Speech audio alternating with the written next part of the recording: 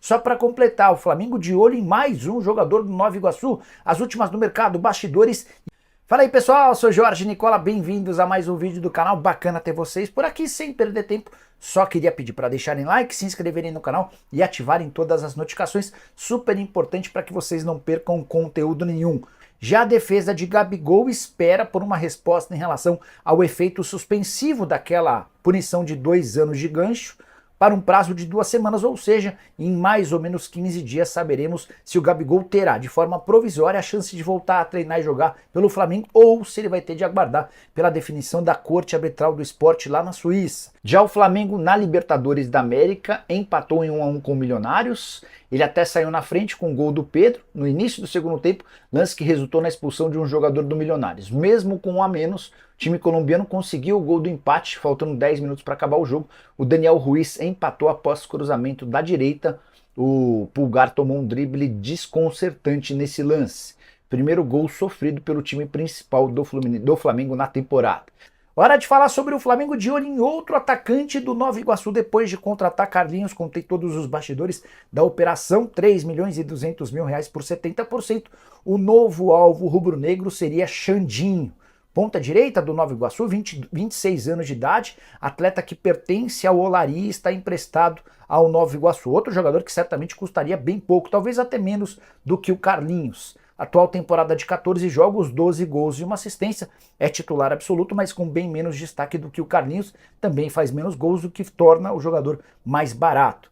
Um desses 2 gols marcados por ele foi na semifinal contra o Vasco no jogo de ida no 1-1.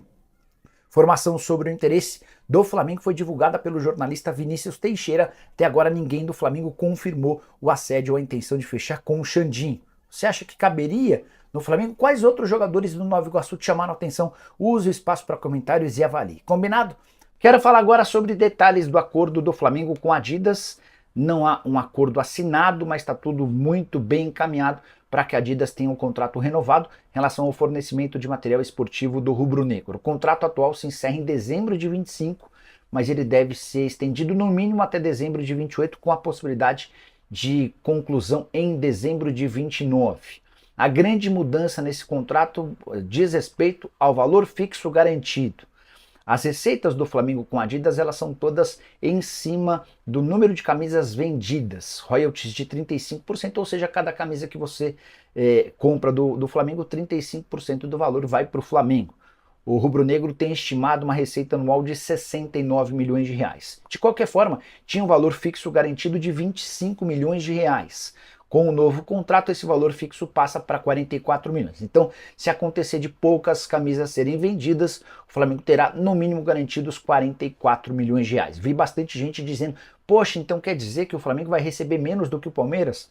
O Palmeiras fechou a renovação do contrato com a Adidas, com a Puma, para ganhar algo na casa dos 50 milhões de reais. Só algumas observações. Os 50 milhões que o Palmeiras divulga incluem também todas as peças, algumas centenas de peças que são enviadas para o clube para treinos e jogos dos times profissionais, da base, do masculino e do feminino. O Flamengo não contabiliza essas peças, até porque elas não se transformam em dinheiro quando o Flamengo divulga que estima faturar 69 milhões de reais por ano. Ou seja, o Fla seguirá ganhando mais do que o Palmeiras, embora dê para imaginar que a distância possa diminuir a partir do momento em que a Puma reajusta seus pagamentos em 20%. O Flamengo segue sendo aquele com maior faturamento com o fornecedor de material esportivo. Além desse valor fixo garantido ter aumentado, o Flamengo também conseguiu um percentual maior de royalties em camisas e outros produtos que não são da linha de futebol especificamente. Só para arrematar, depois do empate 1 com o Milionários, Marcos Braz foi perguntado sobre a possibilidade de contratação de um lateral esquerdo e a resposta dele foi, abre aspas, o Flamengo sempre monitora alguns jogadores, não necessariamente nessa posição, mas em todas as posições, fecha aspas. A gente falando aqui do Flamengo, Gabigol, hein? A defesa de Gabigol entrou nesta terça-feira na Corte Arbitral do Esporte com um pedido de efeito suspensivo para dar condições de jogo ao atacante.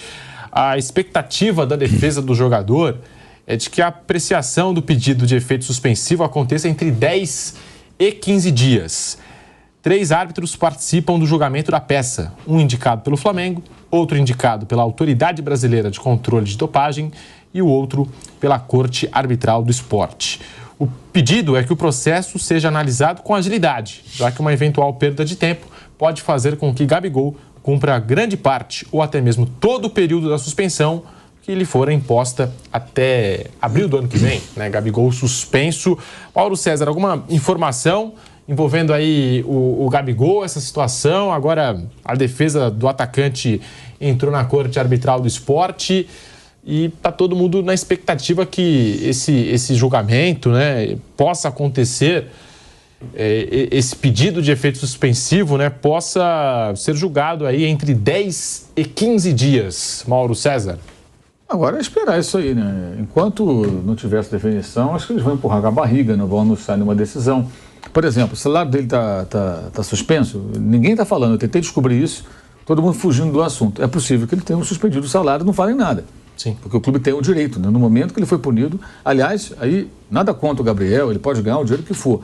Eu penso assim, o dinheiro não é do dirigente, o dinheiro é do clube. Se o jogador não está jogando porque está contundido, ele tem que receber o salário. É acidente de trabalho, digamos assim, né?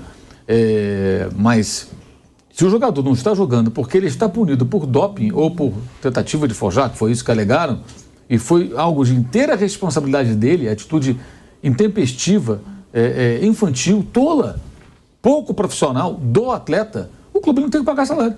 O dinheiro não é do Landim, não é do Marcos Braz, não é deles, é do Flamengo. Você paga o jogador que não está jogando. Por quê? A troco do quê? A não ser que ele fosse, sei lá, vítima de alguma coisa. Não é. Nenhuma versão até agora foi apresentada que possa justificar o comportamento do jogador. Vou morrer falando aqui a história da Blitz, da lei seca. Parar na lei seca pode ser um saco, te pararam 10 vezes esse mês. Você tem que soprar o bafômetro, amigo. Você está no volante, você vai ter que soprar, não tem jeito. Você pode achar chato, pode achar um porre, de repente você nem bebe, fala, mas eu não bebo, nunca bebo, não importa. Você tem que fazer o teste. O atleta profissional tem que fazer o teste antidoping. No futebol, na ginástica olímpica, na natação, no atletismo, na esgrima, no tiro. Até no tiro. No tiro os caras tomam tranquilizantes, né, para reduzir batimento cardíaco, ter maior concentração e equilíbrio na hora de arco e flecha também. Todos eles passam por isso, gente. Então, como é que pode um atleta considerado de alto nível, que joga nos principais clubes do país, da América do Sul, dos mais bem pagos, ter esse comportamento? Isso não é injustificável. Eu acho incrível, assim, tudo bem, a torcida faz o que ela quer, mas domingo teve lá solidariedade, fechados com o Gabigol. Vem cá, fechados com o quê? Ah, mas a pena foi exagerada. Concordo, mas por que isso está acontecendo? Assim, eu não consigo entender uma pessoa que clama por profissionalismo, e na torcida do Flamengo tem muita gente que fala isso, né? Você vai na rede social e você vê, tem que ser profissional, o Marcos Braz não serve. Concordo, tem que ser profissional. Mas eu sempre digo, abaixo do Marcos Braz, todos são profissionais. Então devemos discutir não a falta de profissionalismo, mas a falta, talvez, de bons profissionais, porque todo mundo ganha salário ali, exceto o vice-presidente de futebol, que é um cargo estatutário. Mas querem profissionalismo? Eu também acho que tem que ser profissional. Essa atitude é profissional? Não. E sabe quem está perdendo? O Flamengo. Ontem, quando o Pedro saiu e o Tite colocou o Bruno Henrique de centroavante, era para o Gabigol entrar. Quem sabe ele não entra e faz o gol e o Flamengo vence o jogo? Ele não estava lá. Alguém pode afirmar que, em hipótese alguma, o Gabigol entraria e faria o gol? Ele poderia fazer o gol. Ele não tem jogado bem, mas ele tem qualidade para entrar num jogo desse, de repente, começar a mudar essa história, voltar a jogar bem. Quem sabe poderia ser um jogo para ele começar a mudar essa história. Ele entra no segundo tempo, faz um gol, o Flamengo vence por 2-1 ou 2-0. Eu não estava nem relacionado, porque ele está suspenso. Ele não pode, gente, nem treinar no Flamengo. Ele não pode ir no CT, ele pode entrar no CT para tomar café, bater papo com os amigos, isso não é proibido. Mas ele não pode entrar, meter o fardamento de treino, colocar a chuteira, ir para o campo e treinar físico com os caras. Ele não pode exercer a profissão de atleta profissional. A punição é duríssima. E é por 2 anos, um já praticamente cumprido, mas por quê? Porque ele fez isso. Então, eu concordo que as pessoas achem apenas exagerado, embora a letra fria da lei permita isso. Eu também acho exagerado. O cara ele fez o teste no final e deu negativo, de sangue, de urina, de tudo, e deu negativo. O que torna tudo mais bizarro ainda, porque alguém poderia falar, será que ele tinha alguma coisa? Não tinha, ele testou, cara. Não, mas ele urinou, depois fez de sangue. Como é que faz com o de sangue? Você faz o quê? Tira o sangue, guarda o sangue, daqui a meia hora o sangue muda, não tem como fugir. Se ele tivesse algum problema, ia ser detectado. Então, fica claro que ele não tinha nada, e ele foi só marrento. E ser marrento não é ser profissional. Então o torcedor está fechado com o Gabigol, ele está fechado com o quê? Está fechado com o Gabigol ou está fechado com o profissionalismo? Você pode admirar o cara, ter o cara como seu ídolo e ao mesmo tempo falar, cara, aqui você errou. Mas não, é uma relação assim de apoio incondicional. Isso não é profissional. Não é profissional. Não é profissional. E o Flamengo teve que contratar outro jogador, que foi o Carlinhos, né? O Marcos Braz estava observando há muito tempo. Quem está observando o Carlinhos, Marcos Braz? O Carlinhos está jogando no Campeonato Carioca, fazendo gol pra caramba aí. Todo mundo está observando. É impossível não observar, né? Todo mundo está vendo. Todo mundo está vendo. O rapaz conseguiu se destacar no campeonato. Aí fizeram lá o investimento, não é alto, é verdade, mas o jogador é mais contratado.